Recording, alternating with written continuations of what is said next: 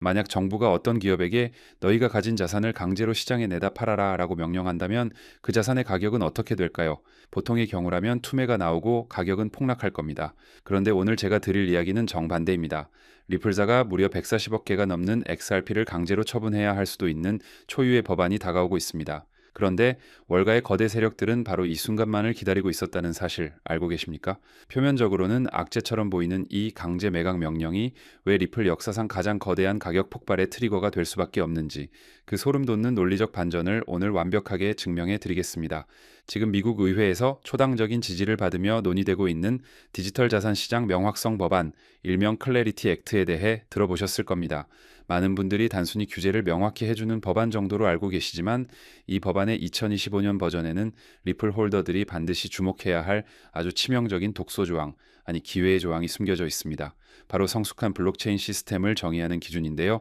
이 법안은 특정 블록체인이 완전히 탈중앙화되었다고 인정받기 위해서는 단일 인물이나 그룹 혹은 공통의 지배력을 가진 엔티티가 전체 토큰 공급량의 20% 이상을 보유해서는 안 된다고 못 받고 있습니다. 이게 무슨 뜻일까요?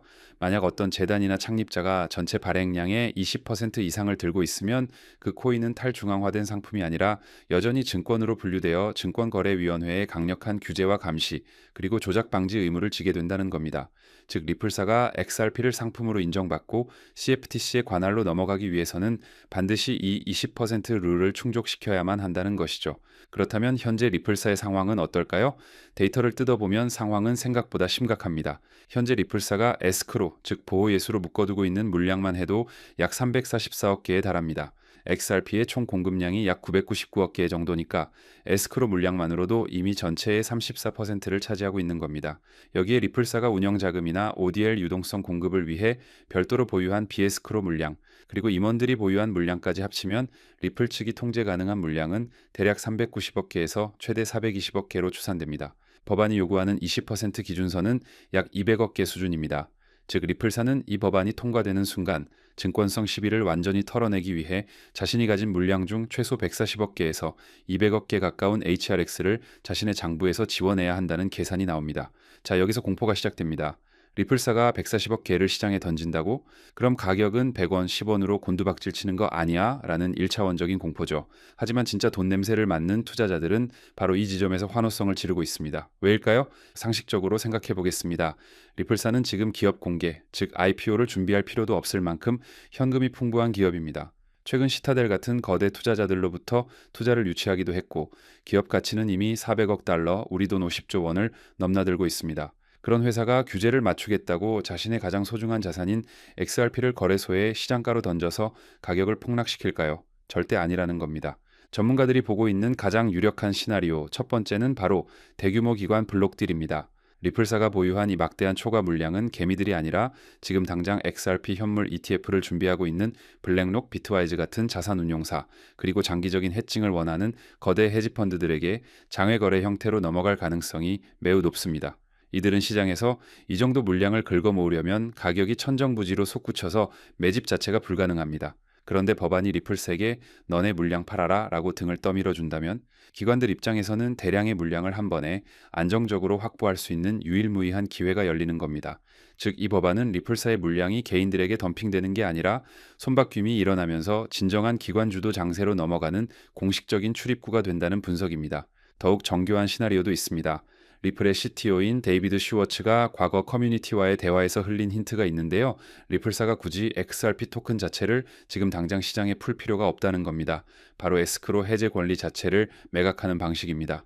현재 리플의 에스크로는 매달 10억 개씩 풀리도록 스마트 컨트랙트로 짜여 있죠. 리플사는 이 에스크로 계정 자체의 소유권 혹은 미래에 풀릴 토큰을 받을 권리를 기관들에게 매각할 수 있습니다. 이렇게 되면 리플사의 장부에서는 해당 물량이 빠져나가니까 20% 룰을 충족하게 됩니다. 하지만 시장에는 당장 토큰이 풀리지 않죠. 소유권만 기관으로 넘어간 상태에서 원래 스케줄대로 천천히 시장에 나오거나 혹은 기관들이 이를 장기 보유 목적으로 다시 묶어둘 수 있습니다. 이는 유통량 충격 없이 법적인 소유 구조만 분산시키는 리플과 기관 모두에게 윈윈인 고도의 금융 기법이 될 것입니다. 조금 더 거시적인 관점에서 일각에서는 와일드 클레임, 즉 다소 과격하지만 충분히 개연성 있는 주장들도 나오고 있습니다. 바로 리플사의 초과 보유분이 미국 정부의 전략적 암호화폐 준비금이나 IMF와 같은 국제기구로 넘어갈 수 있다는 시나리오입니다. 리플은 이미 2017년부터 전 세계 정부 및 금융기관들과 1,700개 이상의 계약을 맺어왔습니다. 이 중 상당수는 비밀 유지 협약에 묶여 있죠. 만약 명확성 법안이 통과되고 리플이 지배력을 낮춰야 한다면 이 물량이 IMF의 특별 인출권 바스켓을 구성하는 디지털 자산으로 편입되거나 미국 차기 행정부가 추진하는 연방준비금의 일부로 이전될 가능성도 배제할 수 없습니다. 이는 XRP가 단순한 민간 회사의 코인을 넘어 기축 통화 질서를 보완하는 공공재로서의 성격을 갖게 됨을 의미합니다. 만약 이 시나리오가 현실화된다면 그때의 가격 상승은 우리가 차트에서 보던 기술적 분석의 범위를 완전히 벗어나는 영역이 될 것입니다. 그건 희망회로고 지금 리플이 매달 락업 해제해서 팔아먹는 건 사실 아니냐라고 반문하실 수 있습니다. 그래서 제가 팩트, 즉 데이터를 가져왔습니다. 2024년 1월부터 2025년 현재까지의 에스크로 데이터를 전수 조사해봤습니다. 리플은 매달 10억 개를 해제합니다. 그런데 데이터를 보면 1월에 10억 개 풀고 8억 개를 다시 잠갔습니다. 20%만 쓴 거죠. 1년 내내 이 패턴이 유지되었습니다. 2024년 11월, 12월에도 약 7, 8억 개를 다시 에스크로에 넣었습니다. 2025년 1월이에요. 무려 7억 개를 다시 잠갔습니다. 2025년 6월을 제외하고는 거의 모든 달에 해제 물량의 70에서 80%가 다시 락업되고 있습니다. 이게 무엇을 의미할까요? 리플사는 지금 당장 현금이 급해서 시장에 물량을 던지는 게 아니라는 겁니다. 오히려 2026년 이후 본격적인 기관 장세와 ETF 수요가 폭발할 때를 대비해 물량을 철저하게 관리하고 있습니다. 심지어 2025년 데이터는 리플이 ETF 운용사들에게 헐값에 물량을 넘기지 않고 있다는 방증이기도 합니다. 그들은 더 높은 가치, 더 완벽한 타이밍을 기다리고 있는 겁니다. 여기서 우리가 놓치지 말아야 할 또 하나의 거대한 퍼즐이 있습니다. 바로 미국 증시의 심장, 나스닥과 리플의 파트너 R3의 관계입니다. 현재 시장에서는 나스닥이 암호화폐 기반의 결제 및 청산 시스템을 도입할 것이라는 예측이 지배적입니다. 나스닥은 RC와 파트너십을 맺고 프로젝트 이온을 진행 중인데요. RT3의 코다 플랫폼에서 결제 자산으로 쓸 수 있는 유력한 후보는 딱 두 가지, XDC와 XRP입니다. 냉정하게 비교해 보겠습니다. XDC의 시가총액은 약 10억 달러 수준입니다.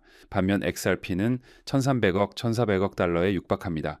전 세계 주식시장의 결제를 담당하려면 엄청난 유동성과 깊이가 필요합니다. 시총 10억 달러짜리 자산으로는 나스닥의 하루 거래량도 감당하기 힘듭니다. 게다가 XRP는 미국 내에서 유일하게 법적 명확성을 획득한 자산입니다. 기관들이 그리고 나스닥이 과연 무엇을 선택할까요? 답은 이미 정해져 있다라고 봅니다. 명확성 법안이 통과되어 리플사의 지배력이 20% 미만으로 떨어지는 순간 XRP는 리플사의 코인이 아니라 월스트리트의 공용 인프라로 재탄생하게 되는 겁니다. 결론을 정리해 보겠습니다. 다가오는 명확성 법안과 20% 강제 매각 룰은 리플 홀더들에게 위기가 아닙니다. 이것은 리플사라는 특정 기업의 그늘에서 벗어나 XRP가 진정한 탈중앙화 금융자산으로 거듭나기 위한 강제적 독립 절차입니다. 리플사가 쥐고 있던 수백억 개의 물량이 블랙록, 피델리티, 나스닥 그리고 어쩌면 국가기관의 금고로 이동하는 과정. 우리는 이것을 덤핑이라 부르지 않습니다. 이것은 거대한 손바뀜이자 기득권의 진입입니다. 21쉐어즈의 ETF 신청, 그레이스케일의 움직임, 그리고 미의회의 법안 발의까지 이 모든 타임라인이 2025년 말과 2026년 초를 가리키고 있는 건 결코 우연이 아닙니다.